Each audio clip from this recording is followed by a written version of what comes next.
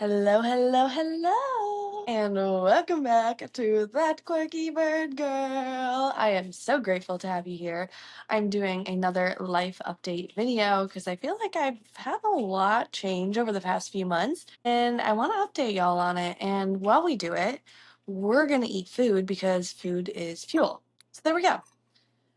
But I have been working really hard on thinking about a new way that I could grow my channels and grow just like my general presence. And so, to that effect, I have been leading tours in Central Park, and these tours are kid focused. So they're actually events where I'm trying to, or sharing, not even trying, I mean, I'm kind of successfully doing it, which is pretty exciting. But I'm just trying to expose kids to birds and to nature and like getting them excited about it and getting their parents brought in and getting them like exposure to the different type of birds that they could see.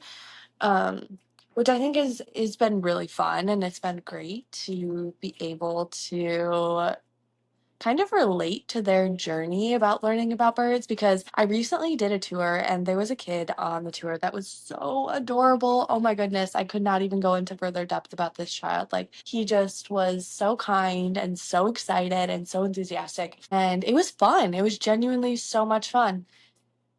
And being a part of their curiosity is really exciting. I cannot recall where I was going with that one though, but that's okay. But that kid, he was so excited to see turkeys, and I wanted to make it happen for him, but we didn't end up seeing the turkey. What are you gonna do?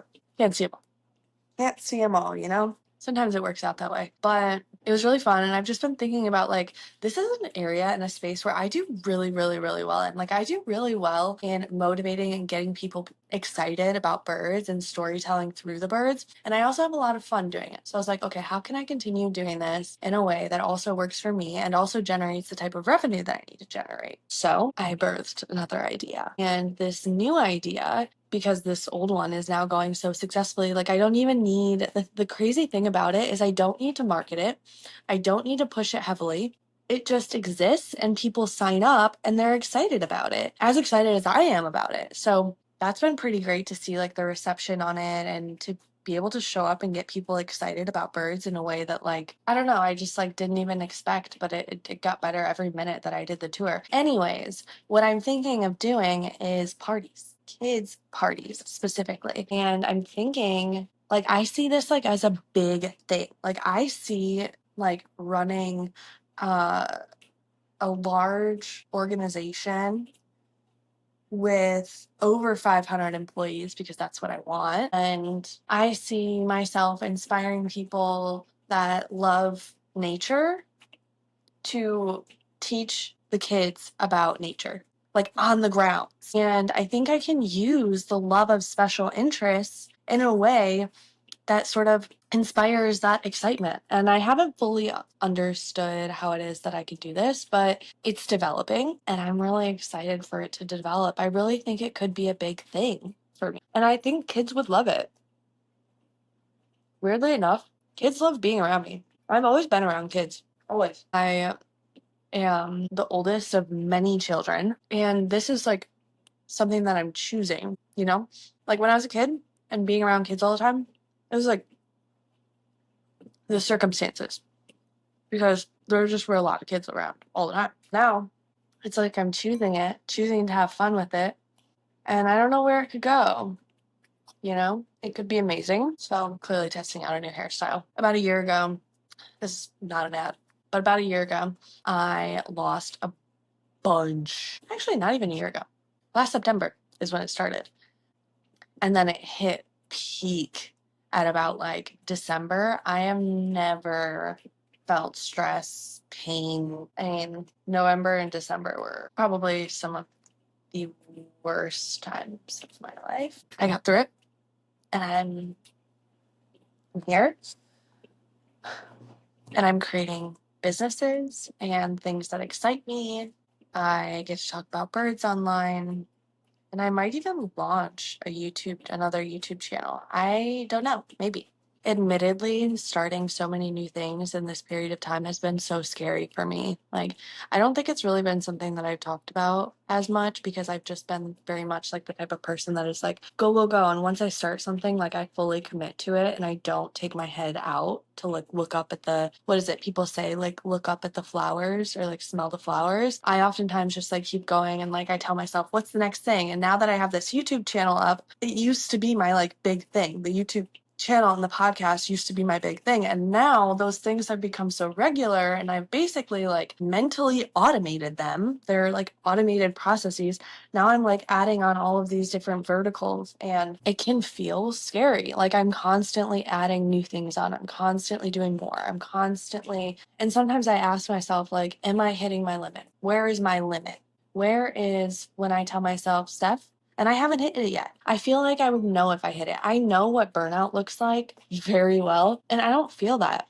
At least not yet. No, I'm manifesting that I won't feel that actually. But it's been scary. Starting a lot of new things all of the time. It doesn't mean all those new things are going to be profitable. It doesn't mean that all of those new things are going to bring me the outcome that I desire. Does that mean that I stop my hope and that those things will bring me what I desire? No, of course not. I will never give up hope. I think that's one thing I've admired about myself through all of the pain of 2024 and through some of like the darkest moments of my life is that I always found a way to have hope. And I continue to do that. And I actually, in my adult life, like continue to get better at doing it. When I was 16 years old, I made the decision to move across the world to Italy because I wanted something more for myself. I wanted to believe that there was like a better world out there where I could find my people and I could fall in love with a different country and a different language and a different culture. Really, that's what it was. I mean, as an autistic person, I have always struggled with understanding social dynamics in the way that other people do, particularly in spaces where I am someone who I am the only person in the room that looks like me. And I think that's why I oftentimes crave spaces that are like minority dominated. It's because it makes me feel more comfortable and more safe. And it's also a space that I grew up in. Like I grew up in Flint, Michigan. My neighborhood and most of my friends did not look like me, and I loved it. It gave me the freedom to be myself and for me to be culturally different without it needing some sort of like external explanation because I literally looked different than my friends. Most of my friends were Black at the time, and that was just like the community more or less that I was raised in outside of course, like church festivities and like blah blah blah. Like I was kind of raised in that space and I've craved it ever since, I think. But those times were really times where like I wanted to escape, I think from birth practically. I didn't find my place or I couldn't find my place. And even when I did find my place, it felt like at times I was being pushed out, and whether or not that was something I was doing myself, because there were times when I pushed myself out of certain spaces, or I even outgrew spaces. And those times really, really hurt. When you outgrow people, they will do everything that they can to blame it on you as the person who outgrow them. They'll tell you that your boundaries are too strict. They'll tell you that you need to change something or another. They'll tell you that what you're doing is wrong and that you need to maybe go back to how you were before. Like, there are always going to be people with opinions about what it is that you're doing. When I was first creating this channel, I heard from so many people not to create this channel. And it has nothing to do with my capabilities of creating this channel and being a full time influencer. And it has everything to do with their own limiting beliefs and capabilities for themselves. Like, I don't have to wait around for someone else to decide that I'm able to do something that I'm already willing and capable of doing. And I think that's the biggest recognition of it all. If I were not to separate someone else's opinion on what it is that I'm doing from what it is that I am doing, then I quite simply shouldn't be doing what it is that I'm doing. you know? And I think that's often where people end up living. They don't end up doing what they dream of doing. So then those people become the people that told them they couldn't make their dreams come true. And then it's just this awful cycle of people telling each other that dreams are not capable or not possible in terms of like their reality. And that's just simply not true. Your dreams are so within your grasp. It's just about taking the small steps to get there. And I'll put a link over up here somewhere, and then also in the description, because there is an app called Goblin Tools, and it is an absolutely amazing app. I love it so much. And I've used it in so many different points in my life. But one way you can use this app is by you log in and you go to the to-do section and you put in what you want to do. So say, for example, I want to start a party planning business for kids. Okay, I put that in. Then I click enter, and then it will tell you the degree of spiciness that you want for the particular task list, and it will generate step-by-step lists that you can take down for yourself and you can get excited about. So I don't know. That's just like one tool that you can use to help make your dreams come true. But there are so many out there. And because there are so many out there, that means that we can't be telling ourselves that our dreams aren't going to come true and that there's something that's stopping us or getting us in the way or getting in the way of making our dreams reality. Just do. And I don't mean that in a shameful way. I mean it in a way of like, so many people sit around and say they want to do something. You make the call. Are you a person who says you want to do something, or are you the person who does the thing that you want to do? Because it's a choice. And it's okay if you choose either one.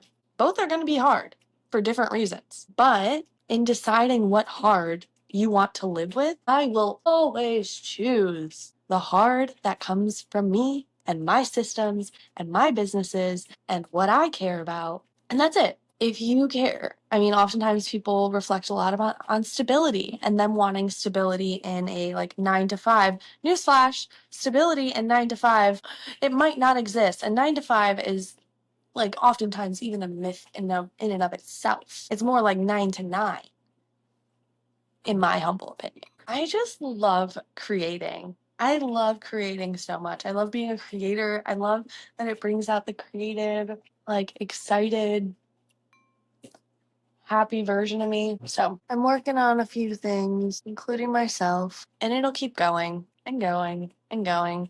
I don't really know where I'm headed, but I think I'm finding comfort in that. I should plan Project Kookaburra though. So let's do that. Every night I check my planner. So tomorrow morning I've got a busy day in it. Okay. And then another system of mine is to use this amazing Audubon calendar, although I don't know how much I should say amazing. Okay, here we go. And I write down all of my wins for the day. So today I dance. I practice yoga. I went to an event. And I ran the vacuum. Y'all, you gotta celebrate all of your wins, no matter how small. I scheduled podcasts, Okay, I ate 3 meals, which is a big deal. Okay, what else did I do? I uploaded I also I went to it. Post. Okay, and then my last win of the day, I showered. Those are our wins for the day. You guessed it. I'm a pile person. Oh, good. And then I have my gratitude jar, which I try to write in once a day, but I'm not going to do that right now. And now we're going to, as they say, lock it and go. Okay. All right. So yesterday I created a Notion. Picking a name right now almost feels like too much. Although I do want, okay, so I do use Chat. I don't even know what YouTube looks like on the kids side. Now you can. Okay, so it's not totally showing. Okay, so maybe that's farther down the line. I don't think I need that right now. What I need to focus on right now is the foundation. Okay, so what are the emojis? Dude, I'm so good at this. Oh my god.